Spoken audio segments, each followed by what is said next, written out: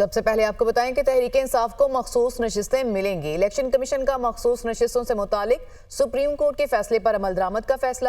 سیاسی جماعت کی طرف سے چیف الیکشن کمشنر کو نشانہ بنانے کی مذمت۔ الیکشن کمیشن نے کسی فیصلے کی غلط تشریح نہیں کی۔ چیف الیکشن کمشنر کے استعفے کا مطالبہ مضحکہ خیز ہے۔ الزامات انتہائی نامناسب ہیں۔ الیکشن کمیشن دباؤ کو خاطر میں نہ لاتے ہوئے آئین اور قانون کے مطابق کام کرتا رہے گا۔ الیکشن کمیشن نے P T I intra party election کو درست قرار نہیں دیا، جس کے خلاف پی ٹی آئی مختلف فورمز پر گئی۔ سپریم کورٹ میں سنی اتحاد کونسل، الیکشن کمیشن اور پشاور ہائی کورٹ کے فیصلے کے خلاف اپیل میں آئی۔ سنی اتحاد کونسل کی یہ اپیل مسترد کر دی گئی۔ P T I election commission supreme court میں فریق نہیں تھی۔ ترجمان الیکشن کمیشن۔ مسلم لیگ نون اور پیپلز پارٹی کی ایوان صدر میں وفود کی سطح پر ملاقات۔ نائب وزیر اعظم اسحاق ڈار، اسپیکر ایاز صادق، وزیر قانون اعظم نذیر تارڑ اور اٹارنی جنرل شامل۔ پی ٹی آئی پر پابندی کے حوالے سے مختلف قانونی پہلوؤں پر بریفنگ دی گئی۔ بانی پی ٹی آئی عارف الوی اور قاسم سوری پر آرٹیکل 6 کے تحت کارروائی کے حوالے سے بریفنگ دی گئی۔ پیپلز پارٹی نے مزید مشاورت کے لیے وقت مانگ لیا۔ چیف جسٹس قاضی فائز عیسیٰ کی زیر صدارت جوڈیشل کمیشن کا اجلاس اور جسٹس ریٹائر سردار طارق مسعود، جسٹس ریٹائر مظہر عالم میاں خیل کو ایڈ ہاک جج تعینات کرنے کی منظوری دے دی گئی۔ جسٹس سردار طارق مسعود کے نام کی منظوری 8-1 کے تناسب سے دی گئی۔ جسٹس طارق مسعود کی 1 سال کے لیے بطور ایڈ ہاک جج تعیناتی کی سفارش کی گئی۔ جسٹس منیب اختر نے جسٹس سردار طارق مسعود کی بطور ایڈ ہاک جج تعیناتی پر اختلاف کیا۔ جسٹس ریٹائر مظہر عالم میاں خیل کے نام کی منظوری 6-3 کے تناسب سے دی گئی۔ جسٹس منیب اختر اور جسٹس یحییٰ آفریدی نے مظہر عالم میاں خیل کی تعیناتی کی مخالفت کی۔ چیف جسٹس کے نامزد 4 میں سے 2 ججز کا ایڈ ہاک جج بننے سے انکار۔ جسٹس ریٹائرڈ مشیر عالم اور جسٹس ریٹائرڈ مقبول باقر کی ایڈ ہاک جج بننے سے معذرت۔ وزیر پنجاب مریم نواز کہتی ہیں کہ جب ملک استحکام کی طرف جاتا ہے تو کسی نہ کسی کو تکلیف شروع ہو جاتی ہے، جس سے ترقی کا سفر رک جاتا ہے۔ ایک شخص کے لیے آئین کو ری رائٹ کیا گیا۔ پی ٹی آئی نے جو مانگا نہیں وہ ٹرے میں رکھ کر پیش کر دیا گیا۔ لاہور میں تقریب سے خطاب میں مریم نواز کا کہنا تھا کہ ہم سازشوں کو کامیاب نہیں ہونے دیں گے۔ ہماری حکومت 5 سال مکمل کرے گی۔ کسی نے عدم استحکام کی کوشش کی تو آہنی ہاتھوں سے نمٹیں گے۔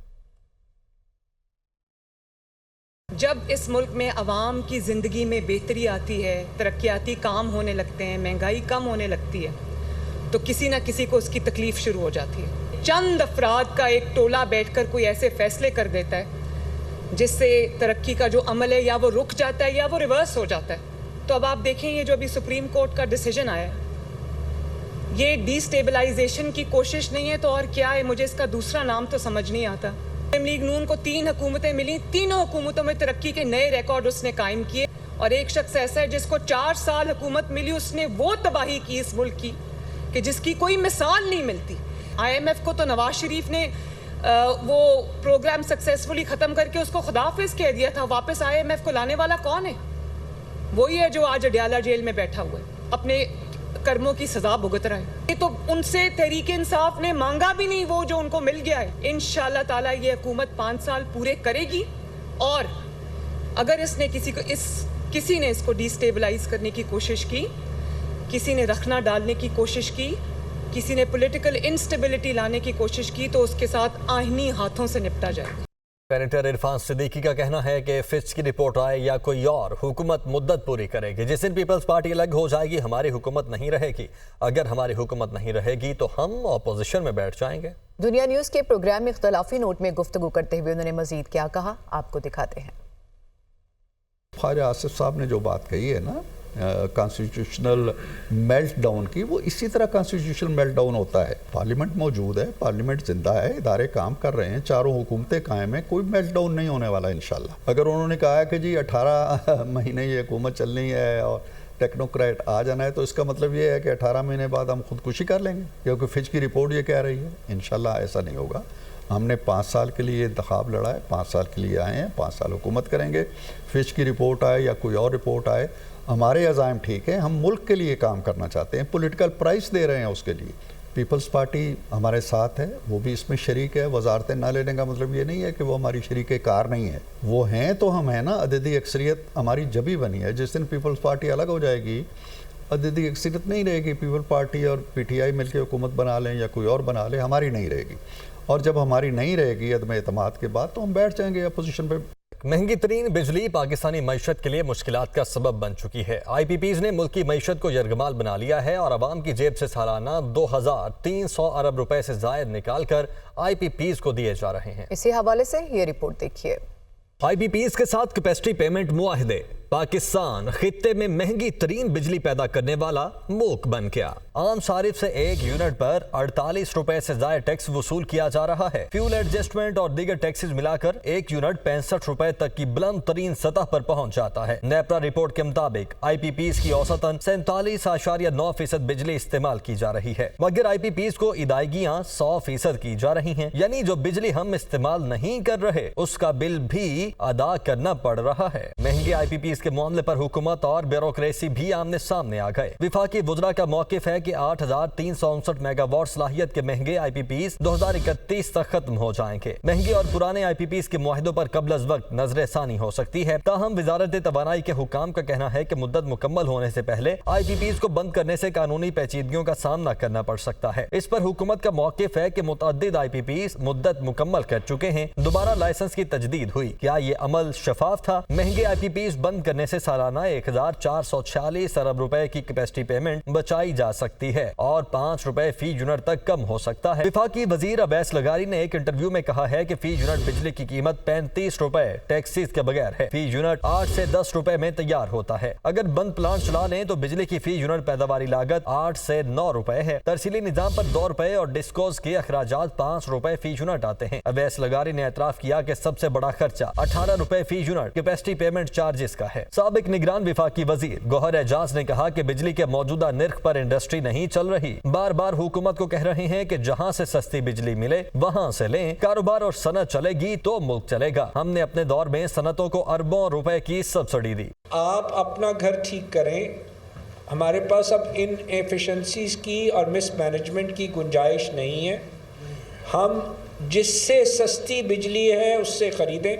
आज पाकिस्तान का हर कंज्यूमर, चाहे डोमेस्टिक है, चाहे कमर्शियल है, चाहे इंडस्ट्री है, वो चीख उठा है कि हम 60 रुपए पे नहीं काम कर सकते, हम 42 रुपए पे नहीं काम कर सकते, हम 80 रुपए पे काम नहीं कर सकते। वो कैपेसिटी पेमेंट, O&M, जो मर्ज़ी कह लें, आज भी 3 सेंट के ऊपर पाकिस्तान को जो मर्ज़ी चाहिए पावर प्लांट लगा के दे देंगे।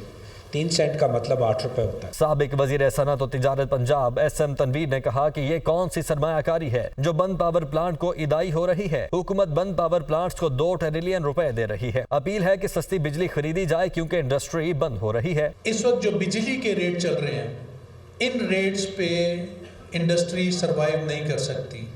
इन बिजली के रेट पे आम आदमी जिंदा नहीं रह सकता। इस मुल्क में जो रेट कर दिए गए हैं, 2 ट्रिलियन रुपए अगर आपने देना है यहाँ पर, तो जो 24 रुपए पर यूनिट जो कॉस्ट आ रही है वो कैसे चलेगा।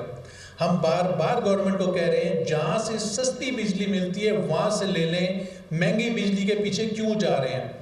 और अगर कोई IPPs का इशू है तो उसका हल निकालें ना। एप्टमा के सेंट्रल चेयरमैन आसिफ इनाम ने IPPs मुआहिदों को पाकिस्तान का सबसे बड़ा मसला करार दिया है। उन्होंने कहा कि बिजली महंगी होने के बायस मुल्क में इंडस्ट्री नहीं लग रही, जिससे टैक्स आमदन कम हो रही है। IPPs जो है वो पाकिस्तान का सबसे बड़ा मसला है और जिसकी वजह से हमारी जो एनर्जी कॉस्ट है वो रीजन के अंदर जो है वो दुगनी से तिगनी है। ये 15 सेंट है जो इंडिया और कई जगह के स्पेशल जोन के 3 गुना ज़्यादा है जो उन्होंने इंडस्ट्री के फ़रोग के लिए बनाए। तो एक एनर्जी, अब चूँकि हमारी इंडस्ट्री का 30-40% कॉस्ट ऑफ प्रोडक्शन का हिस्सा होता है, तो अगर वो 3 गुना ज़्यादा हो तो इसका मतलब है हमारी कॉस्ट ऑफ प्रोडक्शन बाकी से 100% ज़्यादा हो चुकी है। IPPs को इदाइयों के बायस बिजली की बढ़ती हुई कीमतों ने जहां अवाम की कमर तोड़ कर रख दी है, वहीं हुक्मरान भी इससे परेशान हैं क्योंकि बहरे कैफ इसकी सियासी कीमत चुकाना पड़ेगी। आपको बताएं कि वज़ीर-ए-आज़म से अबू धाबी पोर्ट्स पाकिस्तान के चीफ एग्जीक्यूटिव ऑफिसर खुर्रम अजीज के वफ्द के हमरा मुलाकात हुई। अबू धाबी पोर्ट्स कराची बंदरगाह में 10 साल में $250 मिलियन की सरमायाकारी करेगा और ये ब्रीफिंग दी गई और $130 मिलियन की सरमायाकारी से तामीर होने वाला मल्टीपर्पज़ टर्मिनल 2 साल में मुकम्मल होगा। वज़ीर-ए-आज़म को कराची बंदरगाह पर कंटेनर टर्मिनल की सहूलियात में बेहतरी के लिए कंपनी की सरमायाकारी पर तफसीली ब्रीफिंग दी गई है। डिजिटल टेक्नोलॉजी और जदीद मशीनरी से बंदरगाह पर कंटेनर्स के इंतजाम को बेहतर किया जाएगा, जबकि कंटेनर्स के निज़ाम को बेहतर करके क्लियरेंस के लिए दरकार वक्त को कम से कम किया जाए। वज़ीर आज़म ने यह हिदायत की है। अबू धाबी पोर्ट्स के साथ मुआहदे का मकसद इस्तिदाद कार में इजाफा और पोर्ट ऑपरेशंस की बेहतरी है। अबू धाबी पोर्ट्स के साथ मुआहदे के नफाज में हर किस्म की मुआवनत फ्राहम करके फ़ायदा उठाया जाएगा। आगे बढ़ते हैं। सोशल मीडिया पर मनफी प्रोपेगेंडे के खिलाफ क्रैकडाउन का हुकूमती फैसला। पीटीए ने फायर वॉल्स की तनसीब के लिए बोलियां तलब कर ली हैं।